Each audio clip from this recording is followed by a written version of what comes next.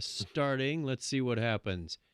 Let's see what happens to our broadcasting. It's blinking. It's blinking. It's blinking. It's thinking about streaming. It's thinking really hard. Come on, man. It's trying to decide. Do I want the night off or? All right. I'm going to refresh the YouTube page, refresh the Facebook page. It's still blinking. How long does it take to get an RTMP connection around here anyway? And we've got streaming on YouTube. Facebook, Okay. maybe not so much.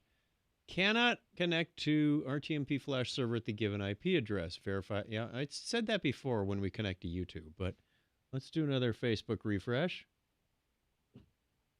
Welcome to Command Central. I'm your pilot.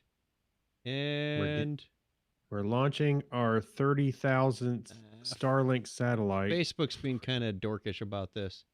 More videos. Maybe it's on the videos page and it's just not on our page. No, I'm still wearing my red Phoenix shirt in that one. Not us. Not us. Okay, well, it might be YouTube. I've got no beard. It might be YouTube only. Whatever. All right. We're gonna. That's all right. Then I'll start the recording too. There, recording started. Okay, thank you for joining us. You know what? I will share that on. How about that? I'll share that on YouTube, on Facebook. Yeah. There you go. We get a few people. Give me 1 second. I'll pull that up. So make some small talk. Oh, wait. No, YouTube isn't streaming. Oh, yes, it is. Yeah, you're wearing your Green Lantern. I'm wearing my green service now. Yes. Okay, we are streaming. All right, so go back to Facebook. The latency threw me off. I'm like, what are you laughing at on YouTube? Oh, you said I'm still wearing my Phoenix shirt. And I said, and I had no beard. I got one. He's pre-COVIDian. And do we have it yet? No. All right. Well, such as it is, Facebook. Such as it is. That's what happens when my wife's not around. Tonight. What episode? 616. I'm not going to stop and restart the stream, although it wouldn't interrupt things too badly. But let us continue on our natural way. Tuesday night special. There you go. the Tuesday night special. The Tuesday. Wasn't that a 38 special song? Blue plate special. I thought it was something you get at the diner. Yeah. Who wants the Tuesday night special? What is it? It's special. Don't ask. It's country fried steak. It's been a long day. Craig and I did a webinar for work this morning, so we were online at 7:30 my time. I followed that up by recording a podcast. Oh, we had the first episode of Podcasting for Dummies Companion Podcast Season 4, Episode 1 came out this morning. For whatever reason, I still haven't seen it on Apple, but it's on Google and Stitcher and everywhere else. So who knows? Good on you. Tonight it's Facebook and Apple that are being nasty to us. And now we have this podcast. So it's like content day. It's just the way it's going. Be careful what you wish for when you get older. You might get it.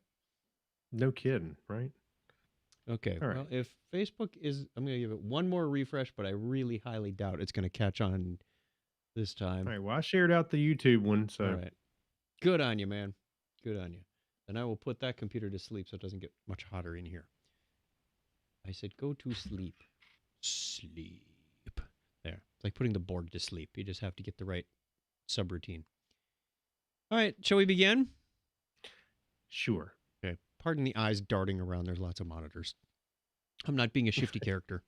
You need to wear sunglasses so they just can't see where you're looking at. Or those glasses with the eyes already on them. Yeah, it's not those creepy ones. The springy ones. Or the X-ray specs. X-ray specs. Yeah, remember that ad? Was checking his hand out. Yeah, he was checking out the girls. Is what he was. All right, Len. Let's record this in 5, 4, 3, 2. Technorama episode 616. Creepy Crawly.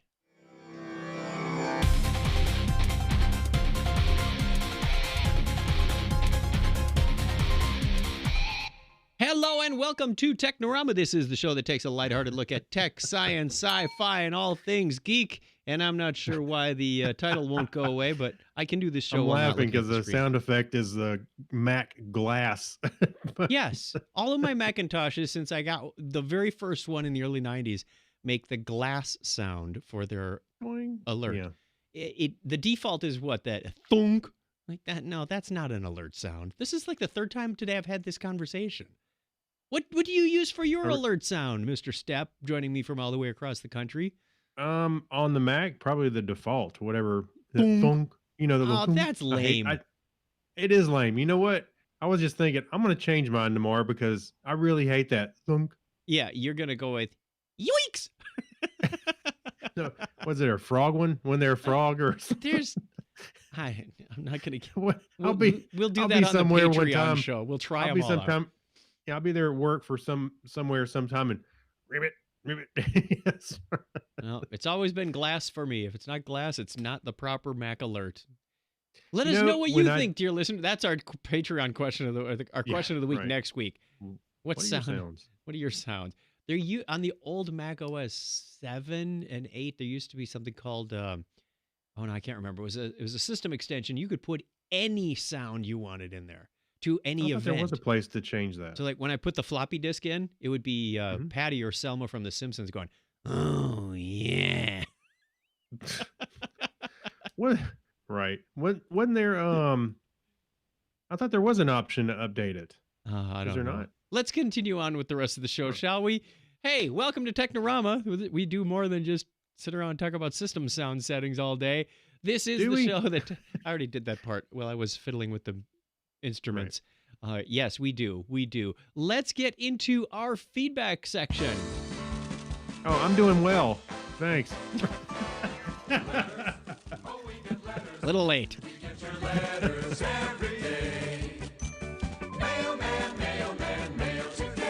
We can do this show like a Doctor Who episode. I'll ask you at the end. That's right.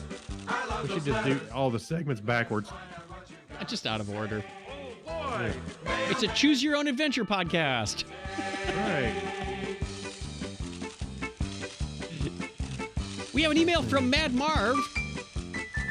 Mad Marv says, "Hey, catching up on my backlog and had to share the phrase that annoys me for my friend, annoys a friend in my Toastmasters club." Oh, it's not him. It's a friend. Yeah, I have a friend who does that. Yeah.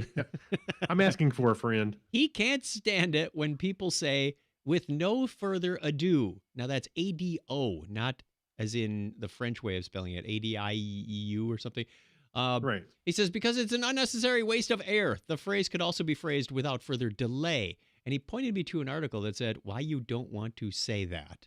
And we have a link in the show notes over at chuckchat.com Well, /Technorama. paraphrase it. Yes. Tell me why. It did they say? says it basically is a waste of time. If you get up there, he says presenters do this, like they're on stage and they're talking and they're doing their introduction, and then they say, "Now, without further ado, let me introduce Craig Stepp." It's like, why don't you just say, "Now introducing Craig Stepp," or "Let's bring on Craig Stepp"? It's like it's like to say without further delay is a delay. Yeah. You know, it's He says, kind of funny. Wait, he says when he Go ahead. hears what he likes to do when he hears people say the phrase without, he says, with no further ado under his breath. Right. You know, I actually got I messed up my wife. We were having a water heater problem. Yes. And You I can't- almost said hot water heater. I know. I was joking with my dad. I said something to my dad. He corrected me, and I got to where I was catching myself. It Yeah. was just like I did now. And then A lot of people say. Kim said, kept calling it a hot water heater. I was like, where's the hot water coming from? The hot water heater?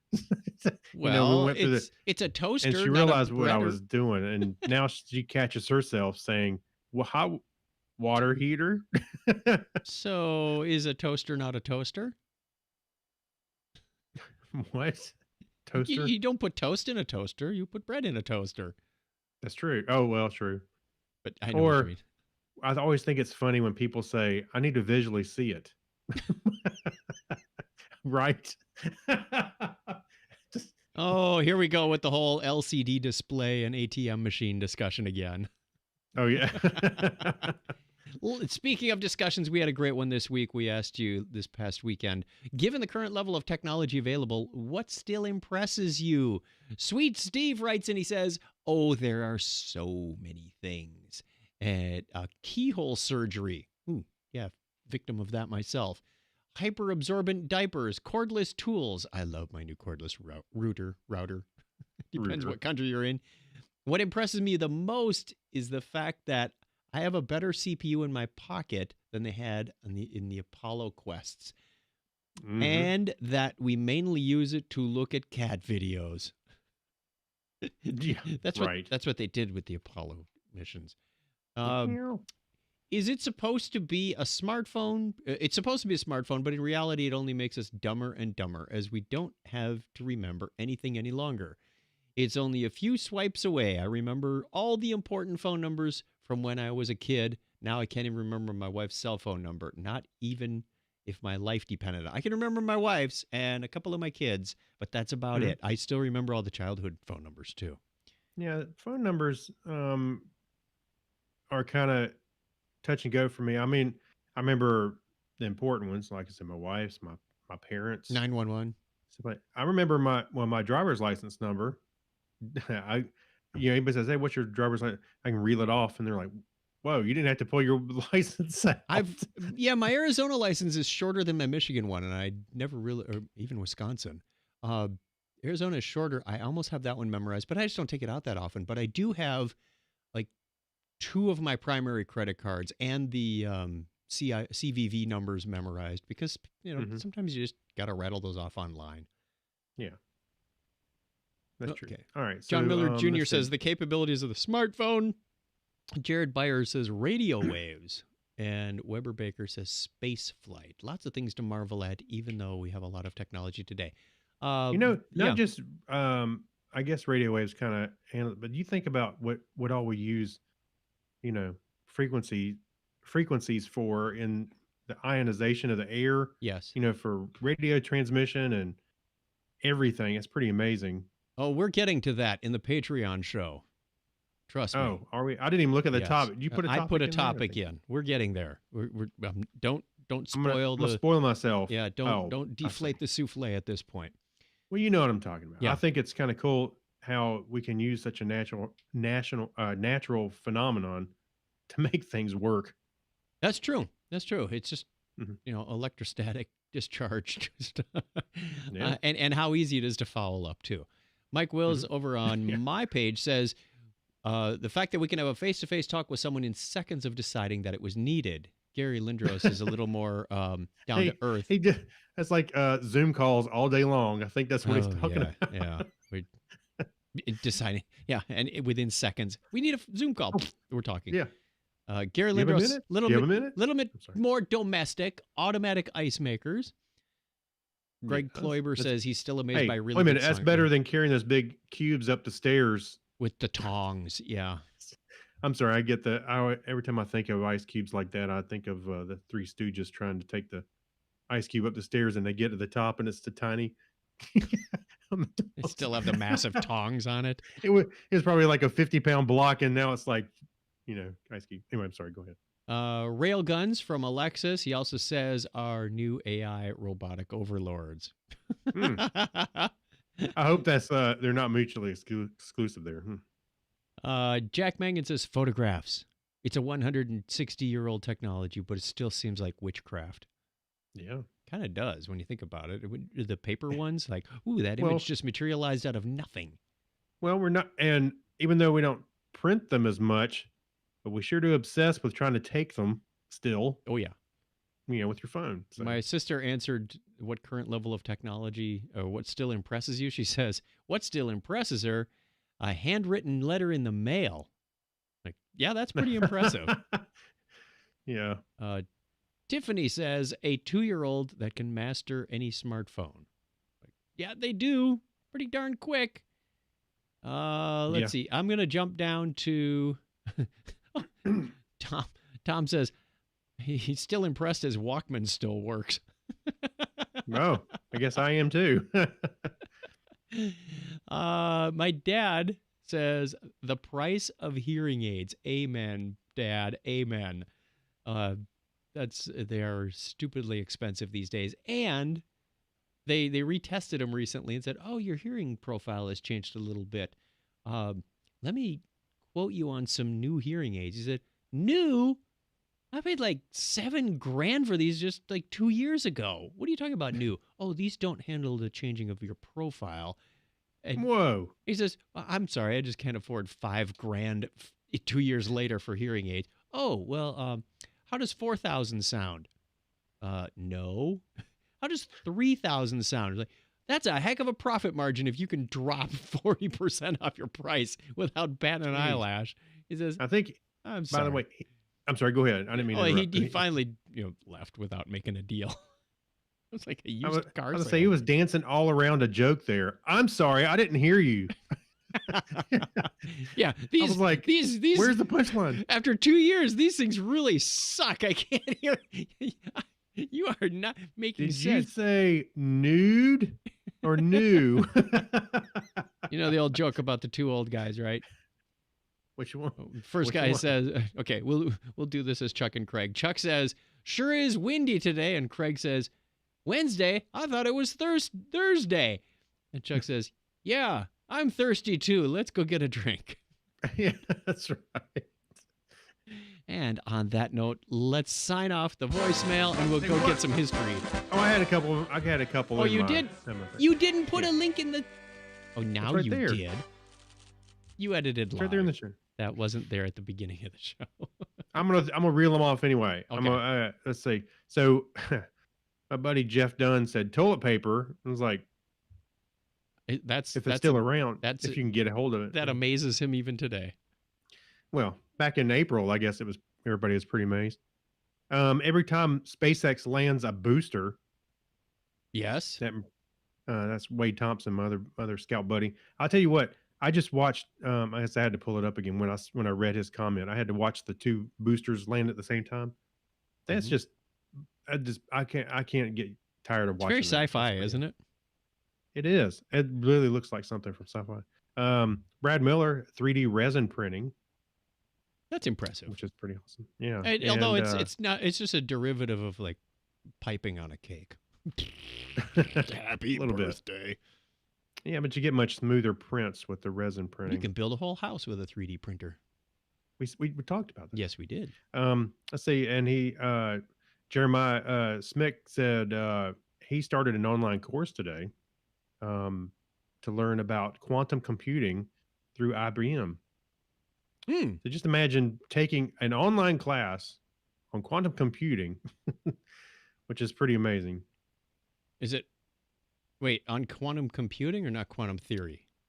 It says, Was it? I started an online class today taught by MIT experts, sponsored by IBM, to learn more about quantum computing. Okay. Quantum computing is the potential to completely revolutionize Yes. the computer technology as we know it. I look forward to the impact of quantum computing on the world if we survive 2020. And So, welcome our computer overlords. yeah. Can we So, move on? Yes, now we can. History time. Here we go. Buckle up, kids. It's time for the history segment. It's October 21st. This is the 295th day of the year in the Gregorian calendar. We are whittling down what's left of our year. 71 days remaining in 2020, and we are going to, you know how at the end of the wait, I gotta pause that for a sec. You know, at the Right. end of the year, everybody writes, "Goodbye, 2018." You know, like, Yeah, right. Don't let the door hit you where the. Yeah, right. I can only imagine what they're. I want to go back to January 1st, 2020, and see what they said. It's like, suddenly 2019 doesn't look so bad, does it? Yeah, I know, right? And what are they going to say on December 31st, 2020? It's like, stop Mm. doing that, people. You're not making things any better. Okay. I think they're jinxing us is what they're doing. To stop Just don't- doing that, people. Everybody just go to bed early on New Year's Eve and just call it easy. You know, we'll wake up. Everybody will wake up, I promise. Yeah, I'm going to write something insidious like, well, you can't do worse than that. I challenge you, 2021. Is that the best you got? Bring on the zombie apocalypse. We're ready to go. All right, Yeah. back to the music. I think I got to restart it, but that's okay. It All was right. on this date in 1520 that João Alvarez Fagundes discovers the islands of Saint Pierre and Miquelon, bestowing them the original name of the islands. Wait, I think we need some reverb for this one. The islands of 11,000 virgins. All right. Also on October 21st, 1520, the same year as the previous item, Ferdinand Magellan discovered a strait known as the Strait of Magellan. Imagine that. He Well, found this.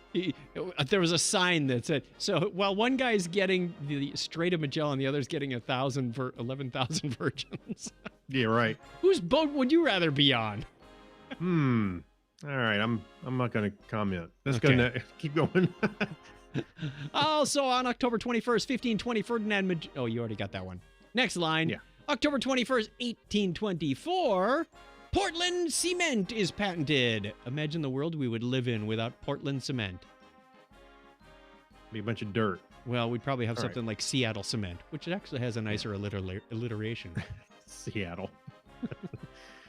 Also today in 1879, Thomas Edison applied for a patent for his design for the incandescent light bulb. What showed up over his head when he got that idea? Question mark. A little green pig. It's like, that's A little fire. because a in little- my day, before they No. had light bulbs, a gas lamp. little spark. Bzz, bzz. Yeah. Also, October 21st, 1940, the first edition of Ernest Hemingway's novel For Whom the Bell Tolls was published. It was also on this date in 1959 that President Eisenhower approved the transfer of all U.S. Army space-related activities to NASA, including most of the Army Ballistic Missile Agency. And of course, famously, we started up our own Space Force and took it back. Space Force. 37 years ago today, the meter, you know, Matry. Matry. that thing a little longer than a yardstick. It's defined as the distance light travels in a vacuum. I don't know if light can travel in my Electrolux. Anyway. Yeah. It was defined as the distance it travels in a vacuum in 1,299,790,200,000 458th of a second. Jeez. There's a number. How do you measure that? All right, no. In a vacuum. Let's not go there. Yeah. Oh, I have a Kirby. Also- Sorry. Yeah. Also, on October 21st, 2005, images of the dwarf planet Eris was taken and subsequently used in documenting its discovery. Say cheers. Sounds like it was, I was going to say, it was used in a scandal. I don't Satellite selfie. Anyway. know. Satellite selfie. Happy birthday goes out of this state to Swiss mathematician and theorist Nicholas Bernoulli. Yes, that Nicholas Bernoulli. Not the one who invented the Bernoulli box back in the 80s, but the one who had the theory about low pressures and high pressures. And he was born on this date in 1687, if you didn't know that. Oh, I didn't. Also born October 21st, 1831, Swedish chemist and engineer invented dynamite and founded the Nobel Prize. Alfred Nobel. Well, that Alfred Nobel? That Alfred Nobel. Your Honor, I would And he- like to contest that. It was 1833, not 1831. It was his face that was on all the Mad magazine, right?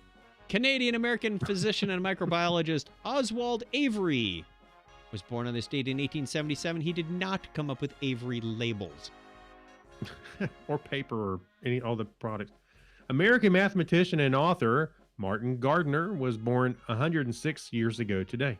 We are the only podcast that celebrates mathematicians. I And- dare you to go find another one. Physicists. That's right. October 21st, 1921, Dutch astronomer and academic Ingrid van Houtengronveld. And also turning 80 today is South African English keyboard player and producer Manfred Mann from... Manfred Mann's Earth Band. Yeah, that's right. Quick, name a Manfred Mann song other than Blinded by the Light. That's the one I was going to go for. I'm sure there's another one. I don't know. He's got a whole bunch. American physicist and astronaut Ronald McNair was born 70 years ago today. And American actress, screenwriter Carrie Fisher was born on this date in 1956. Quick, name a role Carrie Fisher played in other than Princess Leia. I forget her name, but in the Blues Brothers. That's where I was going to go to. Yeah, I can't remember her name. Yeah, in the Also born on that same day, 1957, German physicist and academic Nobel Prize laureate Wolfgang Ketteler.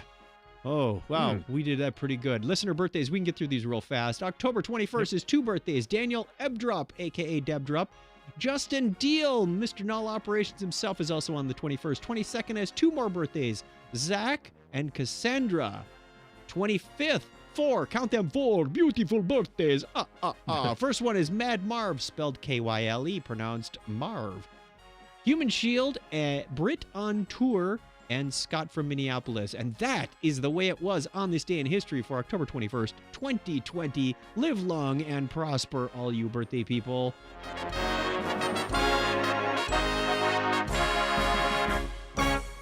Oh, sorry, that was the wrong podcast. Save that one for the topic is trick. Sorry, Clinton. Give you one of those. Yeah. All right, we have some news, so I'm going to pick a random button. Good news, everyone! Oh, there you go. All right, do you want this one? Sure, why not? I saw some. So there was this incredible. I saw some doctored up images of this photo because I couldn't grab the one right out of this web page. It came out as a Google Web P. I'm like, oh, why don't you just do a screenshot? I could have, but then you got to import it and crop it, and it's like it was just easier to go to Google Images. But there were some hoaxes of this same thing, so I challenge whether this was right or not. But keep going. Okay. All right. So this incredible photo shows a rocket pass in front of the moon. Of course, we've seen the International Space Station, stuff like this, but this is a really cool picture because it shows the exhaust and the displacement of the air around it. It's pretty cool. Anyway, so let me read on. Minutes before liftoff of a NASA rocket on October 2nd, Steve Rice realized he was in the wrong place for a photographic fantasy he wanted to make years. For years he waited to make real. Rice, a 33-year-old Texas native who calls Philadelphia home. Okay, it took me a second to process that, and had documented about. I'm just like, why did they even bring that up? Anyway, had documented about half a dozen space launches up close. But to challenge himself and record a unique perspective on the space flight, Rice committed to one day taking a photo of and video of a rocket flying in front of the moon.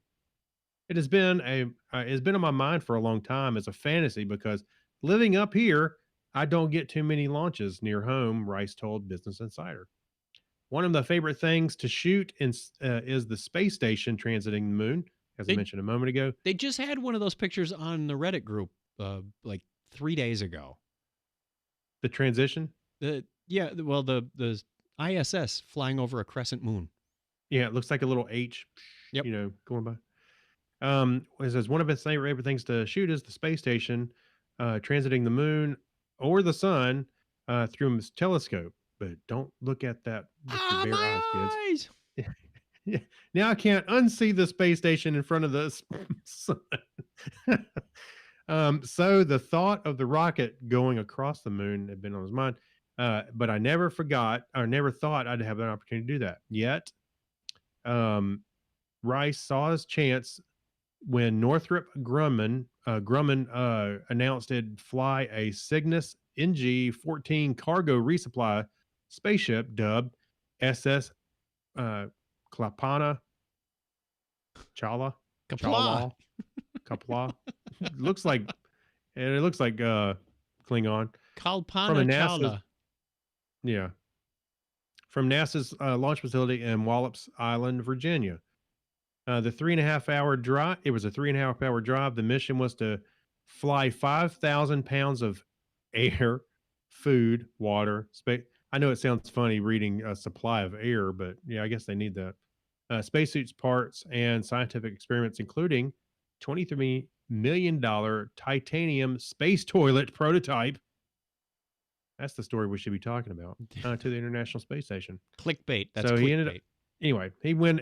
It's a long story, but he went and he got this picture, and Did it it is pretty say how he fascinating. got in the right place at the right time? Because, the rocket obviously has a course. The moon is moving, go. so you have to know where the moon will be and when.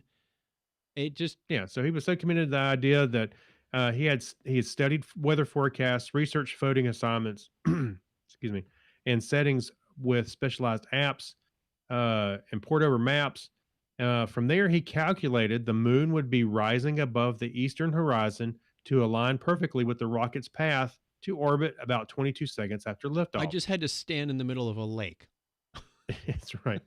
So, with a big stroke of luck, yeah, he was on top of a tree in a farmer's yard. With a big stroke of luck, he said he could fit the rocket's 139-foot tall frame inside a barely waned full moon. With just 16 minutes left for the countdown, through Rice triple checked his location and found himself Check your setting up his batteries gear. too. Yeah, don't forget that. Setting up his gear thousands of feet from where he was supposed to be.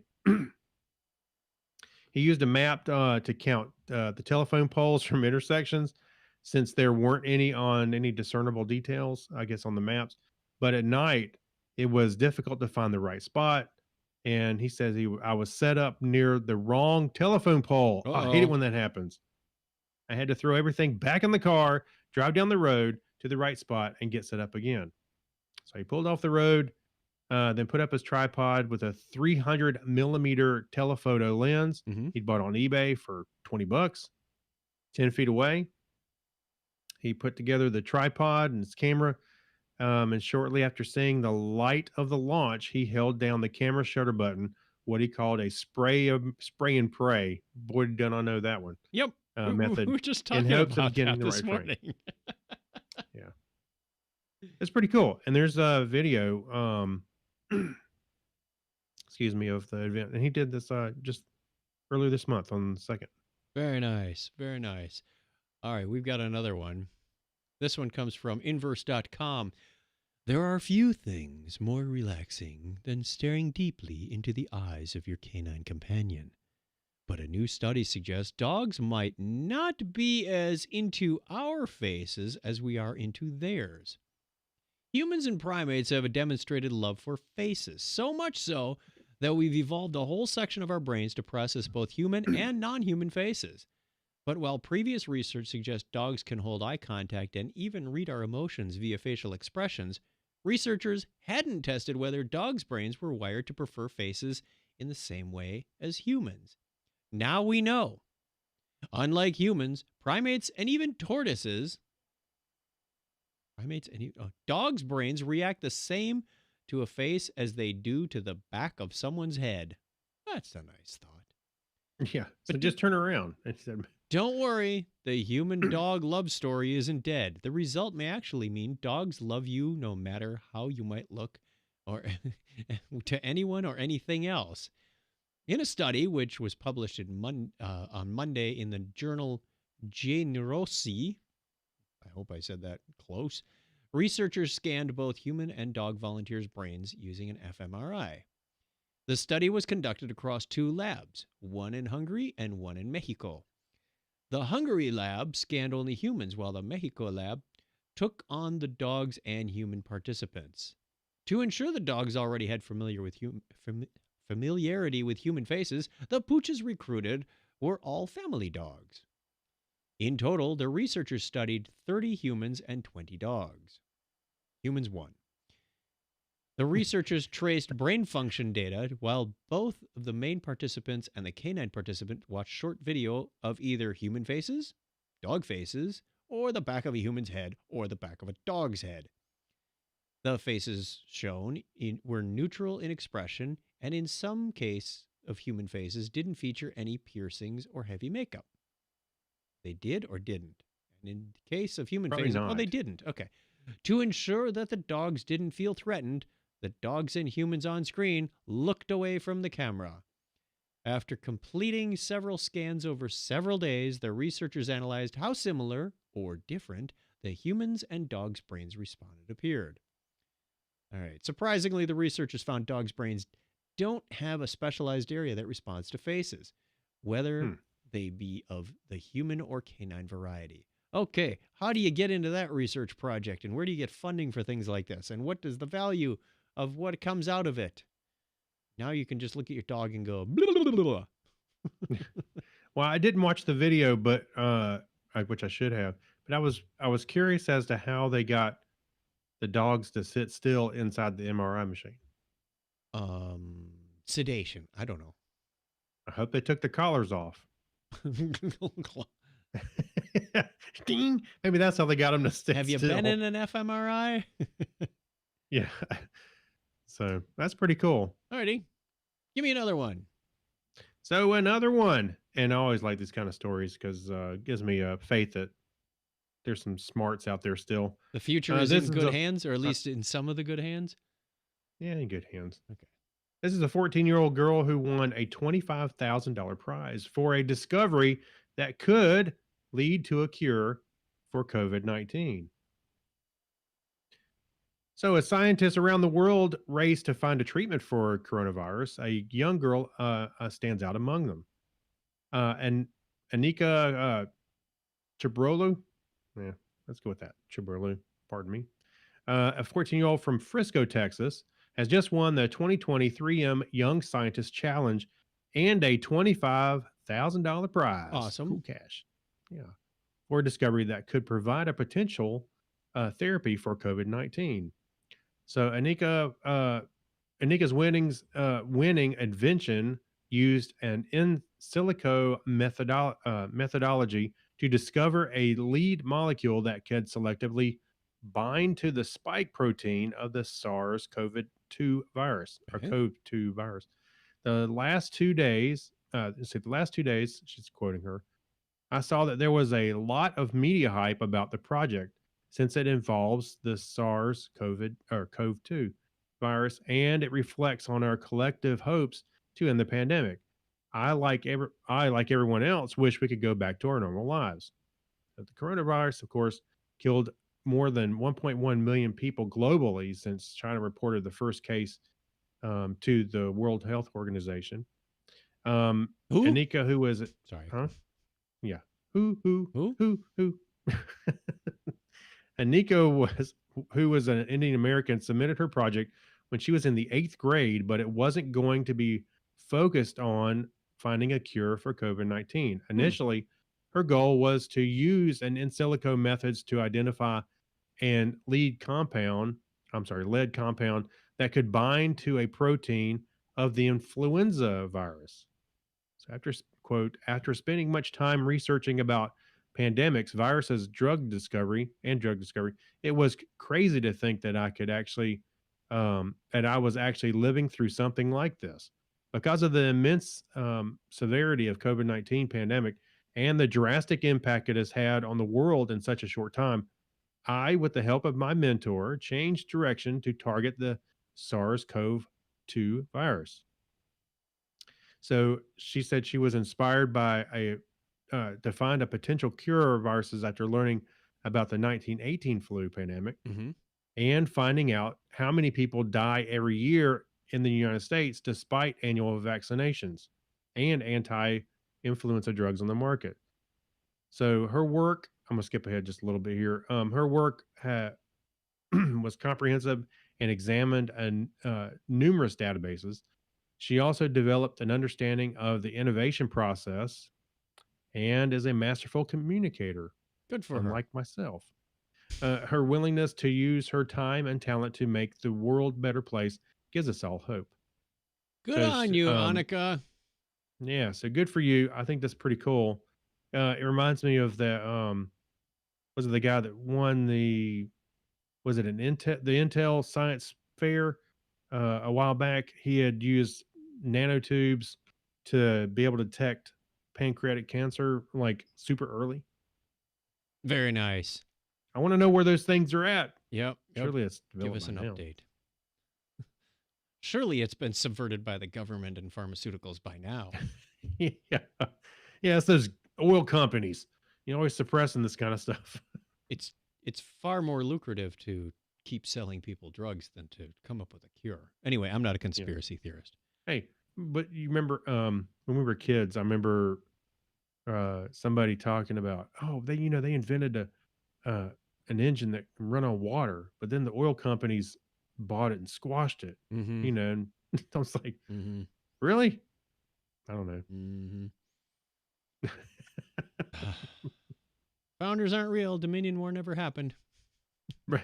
Yeah. Changed my mind. All right. Next article from SciTech Daily says the Holy Grail, not the Holy Grail, but the Holy Grail sought for more than a century. Yay. Researchers synthesize room temperature superconducting material. Compressing simple molecular solids with hydrogen at extensively high pressures, University of Rochester engineers and physicists have, for the first time, created material that is superconducting at room temperature. Normally they show the little piece of whatever it is floating above the other whatever it It's is, metal and it's magnet really or cold. something. Yeah. Well, not anymore. Diaz says developing. Wait, who's this Diaz person? Oh, I missed a paragraph. Featured as the cover story in the journal Nature. That's one of the important ones, people.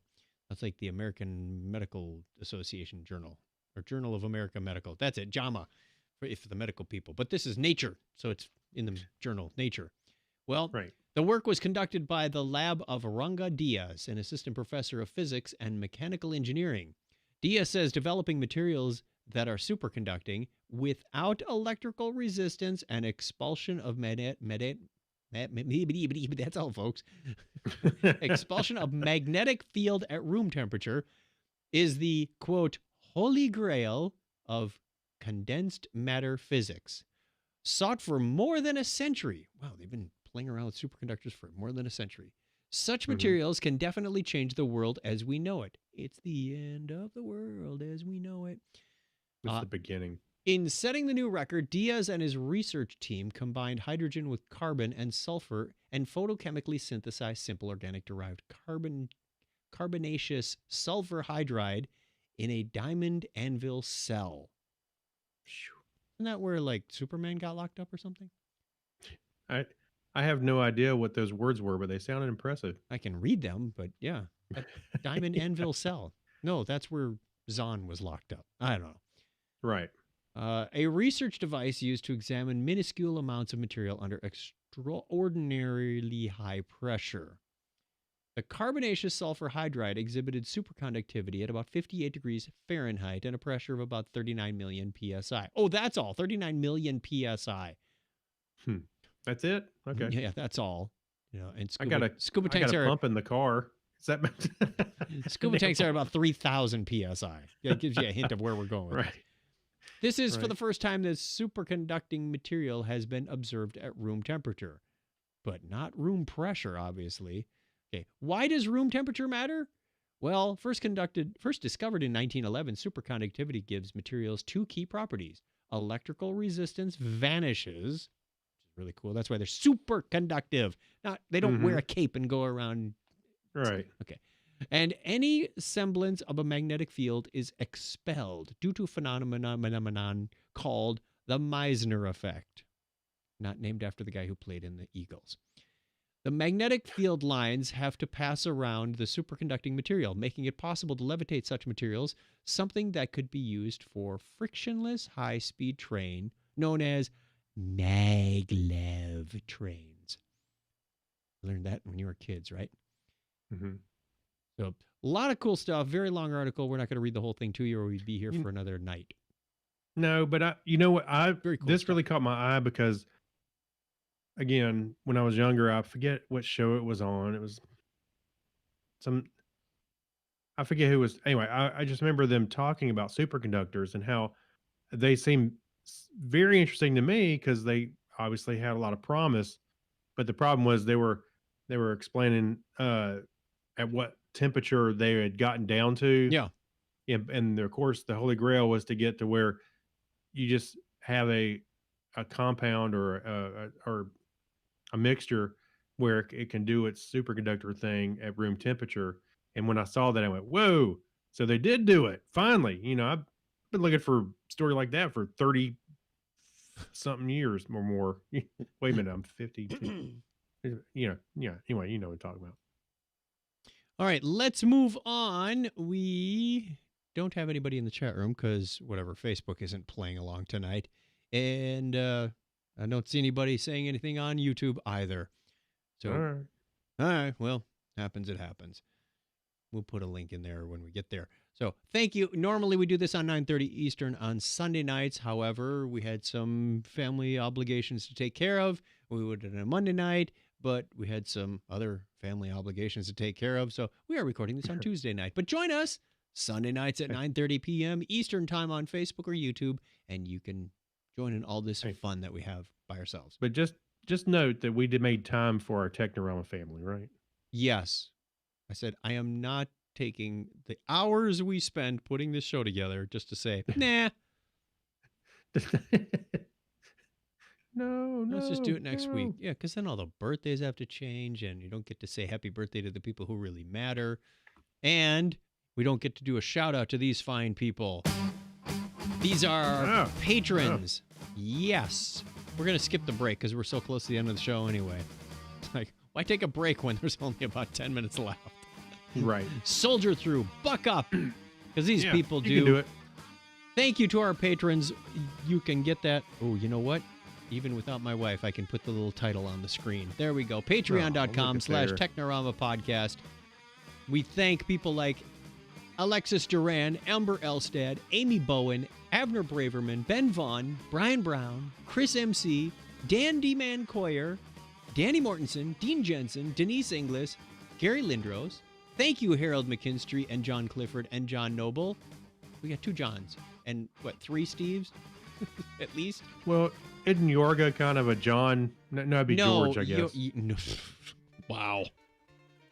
It reminds me of, it remind me about my brother with the Mexican food when we're done with this segment. Christina, Yorga. Yes, Yorga. Christina, Kyle Nishioka, Leon, Mark Kilfoyle, Mike Wills, Saturday Morning Media, Stephen Weshy. Oh, I got to get that back.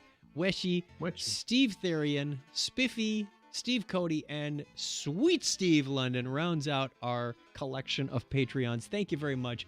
We give you this special shout out and special content available to only you people, where we record right after this a topic of wide open discussion for a few minutes. And again, if you want to be part of that, and when we get to travel, we'll get back to postcards. We might be okay if we can get a travel in, Craig, next year sometime. Yeah, the only problem is if we write these cards out and we got to use like some sanitizing wipes on them, it might smear the ink. Use a sanitizer. Sanitize first. Oh well, let's say if you get a card and it's smeared, you know it's us. All right, story about my brother. He was talking about. My parents were saying they had a stromboli recently, and they never had a stromboli, which is amazing from an Italian family. They know what a calzone is, but they hadn't had a stromboli, and we've had them a number of times here in Phoenix. They're very good. If you haven't had a stromboli, it's kind of like a calzone, where they take the pizza crust and just sort of close everything in. But instead of being like a half moon shape like a calzone, it's more of a long rectangle, almost like a giant burrito that's closed on both ends, full of Italian pizza goodness. Anyway, I'm sure there are many other differences. My brother was saying, "Oh, I get a stromboli when I'm coming back from a business trip in Guadalajara, in Mexico." And he said, "It's either that or Johnny Rockets." Okay. That's an interesting thought. And we said, "Well, why don't you get Mexican food when you're in Mexico?" He says, "Because I'm not that brave to have a whole bunch of Mexican food before getting on a 3-hour flight."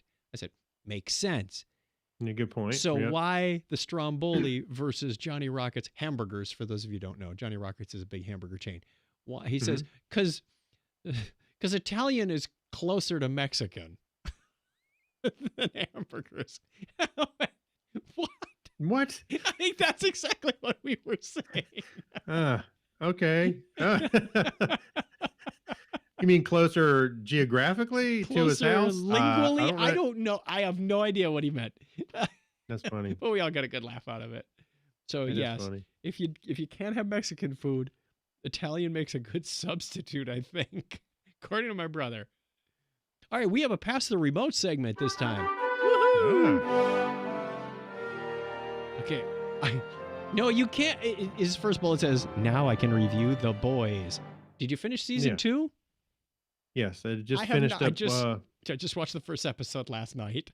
Okay, so yeah, the last well, there's no spoilers. I'm not going to spoil anything. Okay. But if you saw the first season, it was like the second season is like the first, but just more of it.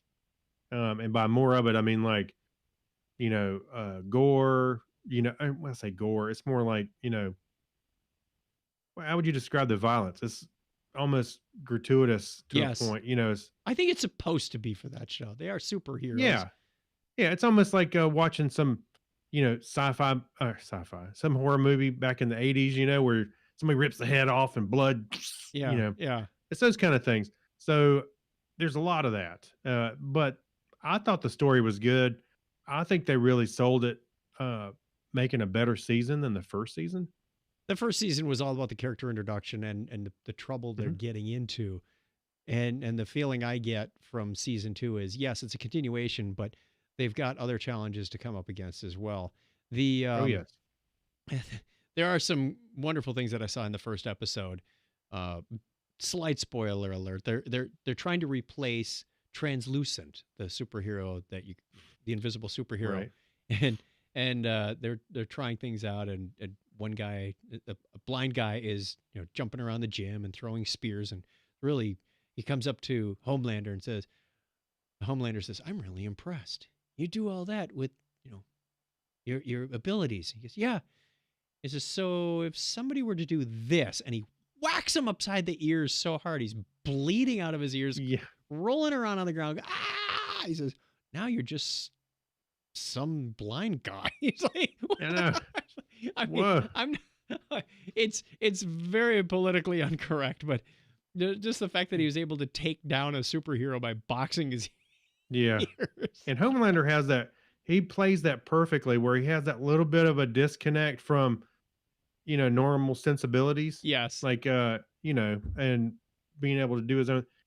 Yeah, I think that guy nails that character, to be honest with you. So I think if you're into the first season, second season is, like I said, more of the same. Okay. And when I say same, the same type of content, the situations are different and it is evolving. So I'd never read the comic book. Me neither. But I love Carl Urban's role in this, and the one of the guys who plays, what is it, Vote, the name of the company.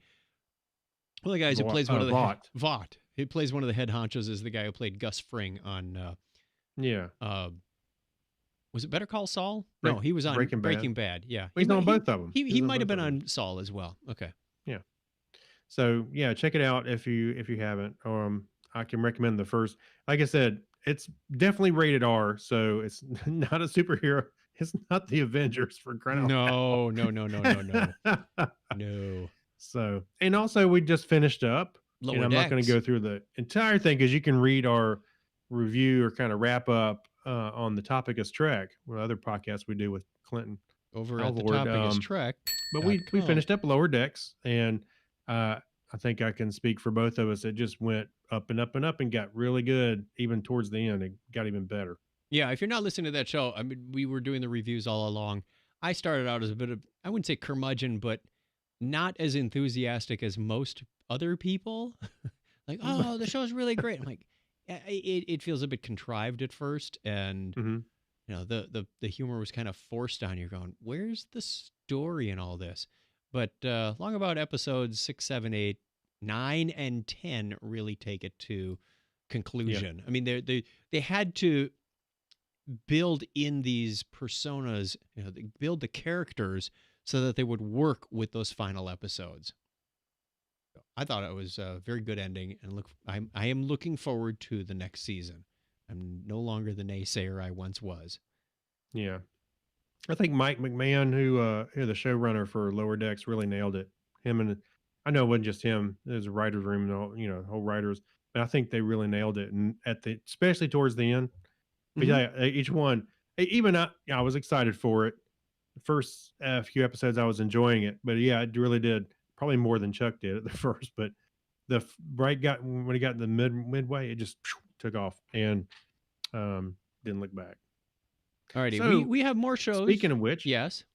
so speaking of which, so coming up, Star Trek Discovery just started. Yep. So if you haven't watched that, or season 3 just started, and I thought the first episode was pretty a solid start. So I think it's going to be good.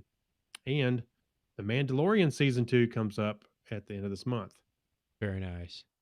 Yes. I'm gonna save the show that Donna and I just finished. It's a continuing show, so there's going to be another season, but I'm gonna save it for the next show, I think, because we've got enough material there. Can you give us a hint of what it is? Blacklist. The Blacklist on Amazon. Okay. If you haven't watched that, very good show. We just finished up season 7. I think it was the latest and greatest. And we actually did, I think it was 5, 6, and 7. Because we thought the show was over at season 4. But no. We come back about 18 months later and go, hey, let's watch some more. So we just plowed through 3 more seasons. They did have an interesting conclusion. I'll save it for the next show. I'll save it for that. That leaves us into the Geek Library, right? Yes. With this theme. Because, Yeah.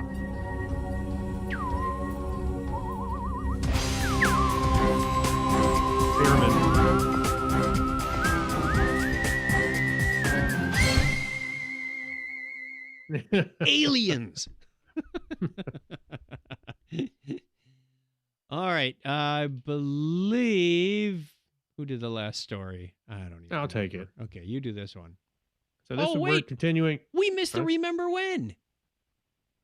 Did that again. Oh, We missed Well, the here- Remember When. Back up. well, We have to do the Remember When.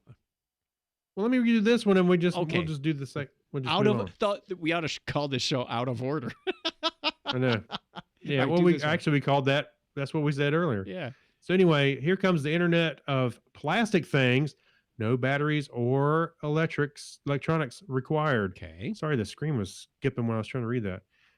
When technologists talk of the Internet of Things, they often gloss over the fact that all these interconnected things need batteries and electronics to carry out the job of collecting and processing data that they're communicating to one another. The job is made even more challenging when you consider many of the objects we would like to connect are made from plastic and do not have electronics embedded in them. Now, researchers at the University of Washington have devised a way of using 3D printed plastic to create objects that communicate with smartphones. Okay, I was going to say that was the point of a 3D printer, was to create plastic object. Anyway, so with smartphone, they connect the smartphones and other Wi-Fi devices without the need of batteries or electronics. Pardon me. Interesting. Sorry, I was getting a little dry spot in my throat. So the research builds on previous work of the University of Washington dating back to 2014, when another research team employed battery-less chips that transmit their bits by either reflecting or not reflecting a Wi-Fi router signal. This is kind of backscattering. A device communicates by modulating its reflection to the Wi-Fi signal in space. Okay. So let's see. In the latest research, I'm going to skip ahead a little bit. Excuse me. In the latest research, the University of Washington team has been able to leverage the Wi-Fi backscattering technology to 3D geometry to create. I can't. I'm having trouble. You want me to take over? I'm losing it. I'm losing containment, Captain. Yes, please take over. Okay. In the latest research, the University of Washington team has been able to leverage this Wi-Fi backscatter technology to 3D geometry and create easy-to-print wireless devices using commodity 3D printers. To achieve this, the researchers have built non-electronic and printable analogs for each of these electronic components using plastic filaments and integrated them into a single computational design. The researchers are making their CAD models available to 3D printing enthusiasts so that they can create their own IoT objects. Ooh, I'm sensing a hack zone exhibit here somewhere for our next right. conference. The designs Chuck's include... getting more interested as we continue on. I'm going to hook it up to ServiceNow some way, shape, or form. The Right. designs include a battery-free slider that controls music volume, a button that automatically orders more cornflakes from an e-commerce website, and a water sensor that sends an alarm to your phone when it detects a leak. Interesting. So there's some good stuff in here. It goes on for quite a bit more about what they've built and how they built it. Invite you to take a look at that. Good stuff out of IEEE Spectrum. The picture that we have here is these three gentlemen. One's got like a Tide bottle. I do have a picture of that. Yeah. A little thing at the top. It just look like little fidget spinners or something that they got in their hand, but that's pretty cool. And a whole bunch of mathematical graffiti and whatnot on the wall behind them. That's awesome. Good job, guys. Yes, you very much so. are the future. You can take on this one because I think I'm done speaking for tonight. Okay. All right. Well, I'm going to try and do the pictures at the same time. So, in the Remember When segment, woohoo! Yes! You know that old rumor about Twinkies lasting forever, even through a nuclear holocaust? It's a lie! Yeah. It's a lie! What? It's a hoax? There are not that many preservatives in here. If there were, we wouldn't have this article. Last week, craving sweets, Colin Purrington remembered the Twinkies. He purchased them back in 2012 for sentimental reasons when he heard that Hostess brands were going bankrupt and Twinkies might disappear forever. We did cover that story on Technorama. He must have been a listener. I'm going to say he was. When there's no desserts in the house, you get desperate, says Purrington, who went down to the basement to retrieve the old box of snack cakes, fully intending to enjoy several. He busted out the Twinkies now, instead of waiting a couple more years, in part because he was, quote, just so bored with the pandemic, Purrington says. It's terrible, but it's just a mind Anyway, he was not having fun. Like many people, Purrington believed Twinkies are basically immortal. Although the official shelf life is 45 days. He removed a Twinkie from the box, unwrapped it, and it looked fine, and he took a bite and then he puked. Okay. let's give some visuals here. Okay. No. Yeah, there's one for you. It tasted like an old sock. Because he knows what an old sock tastes like. How are you doing your comparison here, buddy? Oh, yeah. Not that I've ever eaten an old sock. I think he even says that. Not that I know what an old sock tastes like. You can't make a logical comparison then. Okay. That's when he examined the other Twinkies. They too looked weird. One had a dark color blemish on the side, the size of a quarter. The other Twinkie was completely transformed. It was gray, shrunken, and wrinkly. Well, that's because its stasis tube got killed. Don't you watch any sci-fi shows? If you get a crack in the stasis tube, all you get is a crumpled up skeleton. Okay. It was gray, shrunken, and wrinkly. Kind of like grandma. He says it looked like a dried morel mushroom. It does kind of look like a morel. That's what she said.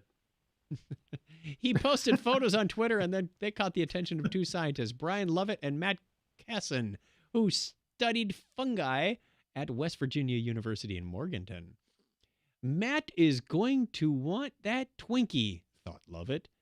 Wow, it's like he is a collector. Oh, Matt's going to love this. I got to have it. The instant he saw the mummified one, I got to give you a close-up what that mummified one looks like. That is awesome. That's because in the past, their job has tested how well mold grows in peeps. One of my favorite science experiments. Didn't you say you like the stale ones? Yes. So you're already doing your own experiments. Chewy, stale peeps are the best. Anyway, we'll get into that at Easter time. Fungi actually found it difficult to survive on peeps because of the food's low water content. In a way, they are kind of like an extreme environment, right? Casson notes, the food industry has crafted the ability to make foods that have a long shelf life. Still, Casson says fungi are everywhere and have an amazing set of chemical tools that let them break down all kinds of substances. You find fungi growing on jet fuel, he says. Wow, that qualifies as an extremophile in my opinion. I'll give Sounds you like it. Picture to root things up here. This one looks like the end of the one with the yellow. Looks like he cut open a cactus. And I should know what a cut open cactus looks like. Yeah. We live near them. So anyway, they noticed that the wrapping on the mummified Twinkie seemed to be sucked inward, suggesting that the fungus got in before the package was sealed. Ew? No. And while the fungus was consuming the Twinkie, it was using up more air, oxygen that was putting out. Oh, they suffocated themselves. You end up with a vacuum, Lovett says, and very well that vacuum may have halted the fungus's ability to continue to grow. We just have the snapshot of what we were sent, but who knows if the process occurred 5 years ago and he just only noticed it now. So, yeah, pretty interesting stuff. I got to show you the side-by-side with the new good Twinkie on the right and one of the specimens on the left. The inner white cake the frosting filling is kind of like brown. It looks more like a pound cake. It does. On the one side. It looks like a pound cake with a peanut butter inside. Yeah, peanut butter filling. Actually, that might actually be a good treat to have. Peanut butter pound cake. Anyway, Twinkies don't last forever, kids. Don't let them fool you. Despite what you. By the way, these are these the newer versions, or I guess he bought them before they stopped making them. So yeah, had been the original ones. Huh. The original recipe, not the ones with real. What was the saccharin, the artificial sweetener that caused cancer in rats if you ate a trainload of it? You know, I'm proud to say I have not had a Twinkie in probably 35 years. Yeah, I'm pretty good with that too. What was I watching? A TV show? It might have been Supernatural, where they put a hot dog inside of a Twinkie. Use the Twinkie as a bun. Like, man. UHF. Oh, that's what it was. I bought UHF. I bought UHF with some of my survey money. Oh, did you? I Okay. was scrolling through Google Play going, this money's going to expire if I don't spend it. What could I just spend it on that I will feel absolutely no guilt with? So I bought UHF. Yeah, I bought that movie like 3 or 4 times. I'm proud to say that. It's a classic. It is. There were some other movies that they were like, I wouldn't. It has to be something you want to go back and watch, even if it's every 5 years. It's like, okay, there it is. I'll watch it. Oh yeah, that's a classic. I remember I tell you what, I remember seeing it in the theater, but my most memorable time of seeing that movie was with Harrison for the first time. What did he think? Well, he was younger, and he thought it was hilarious. He loved it. I've had that mop since I was 8 years old. If I showed it to him for the first time now, he'd probably be like, "What are we looking at?" But I don't know. But he's a Weird Al fan, so good. I don't think he would enjoy it. Good. All right, that brings us to the end of the show. But before we go, we have a question of the week for you. We do. Oh yeah, we do. I love the starting of this one. If you were an assassin, who's to say we're not? Okay, I'm not going to argue with that part. If you were an assassin, what would your trademark be that tells people what would your trademark be that tells people it was you who committed the crime? What's your calling card? Are you going to leave a black rose? Are you going to carve your initials into the forehead of your victim? What is it? What is your assassin's trademark? Did you say impress your nipples onto the forehead? What? I said carve your initials. Wow. We better go back to that hearing aid comment. You said press your nipples on the forehead. I think we're done here, people. You can listen to this show backwards. It won't make any more sense than it does. Yeah, wow. I was trying to imagine that. Please don't.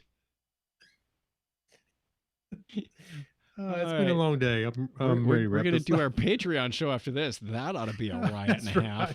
Let's get on with the closer. Thank you, everybody, for joining us. And this was, wow. Better put a note in the show notes. Wait till the end. You won't want to miss this. It's real clickbait.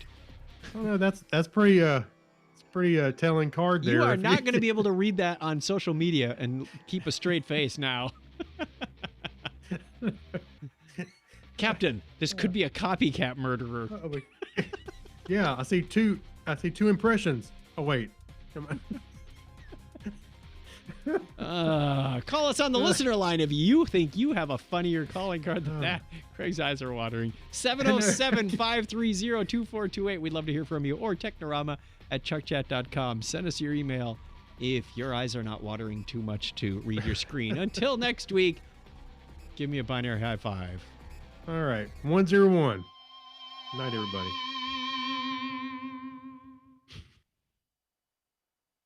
Audio recording stopped. And if anybody is watching on the stream, thank you very much. It says one person watching now. I think that's me.